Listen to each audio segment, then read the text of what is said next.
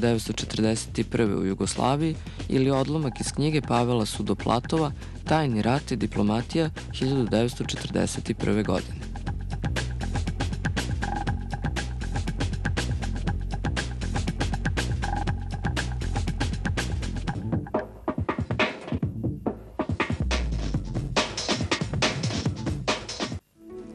Pesnik iz Zaječara, Saša Jelenković, dobitnik je ovogodišnje Disove nagrade koja mu je uručena na završnoj svečanosti 47. Disovog proleća. Pored plakete i novčanog iznosa, nagrada podrazumeva i štampanje zbirke stihova Knjiga o sumnji. Otmica je delo ljubavi, ali to ne piše u knjigama o sumnji, ako takve još postoje. I nije sasvim jasno otkud čitaocu nada da će opremljen za čitanje stići dalje od opisa. Jer opisi traju dok nestaju stvari. Rečeno je u beznadožno naivnoj pesmi o ranom rasipanju u predelu tuge. Otmica je delo ljubavi i to je priprema za silazak u san. A snovi junaka, tumačeni tako da uznemire i potresu, šta su mogli nego da postanu obećanje sveta utonulog u mahnitanje brojeva, u gubitak oštroumnosti. Delo ljubavi postala je otmica. Što više sanjaš, što si budniji u smrti i otporan postaješ na prekrajanje pejzaža, jer ti spavaš i sa tobom spavaju boje, dok se zvuci bude iza ogledala, što više ničiji odraz ne pokazuje. A san je ostavljen za kraj, kad telo ostane privezak što se klati na ključevima vremena, polarni crv pod palubom broda okovanog u ledu.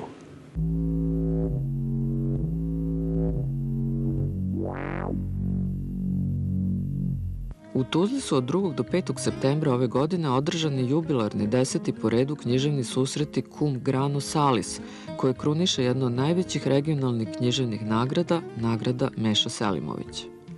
U godini u kojoj se proslavlja 100 godina od rođenja Meše Selimovića, Tuzla i njen gradonačelnik Jasmin Imamović, koji je zaslužan za osnivanje ovih susreta i nagrade, je po 10. put domaćin gostima iz čitavog regiona.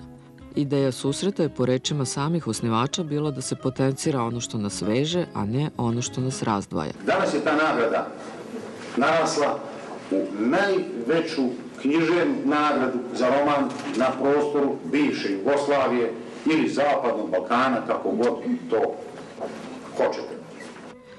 Ove godine književni festival u Tuzli je započeo otvaranjem jedinstvenog i u regionu Doma književnosti i izložbe nastale povodom 100-godišnjice rođenja Meše Selimovića. Brojni gosti i učesnici festivala iz regiona su potom tokom 4 dana prisustvovali između ostalog i promociji izuzetno značajne antologije savremene poezije Bosne i Hercegovine, autora Marka Vešovića pod nazivom Da je barem 93.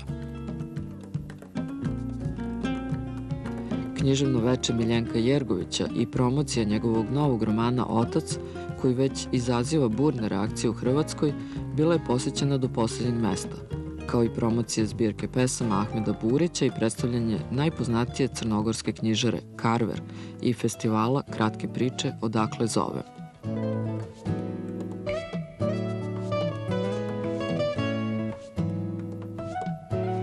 Ovo su za sada jedini književni susreti i nagrada koja uzima u obzir dela pisana na jeziku razumljivom u sve 4 države, te su i Srbija, Hrvatska, Bosna i Crna Gora ravnopravni učesnici u konkurenciji za nagradu. Selektori iz sve 4 zemlje prave sopstveni izbor do 5 romana koji ulaze u konkurenciju.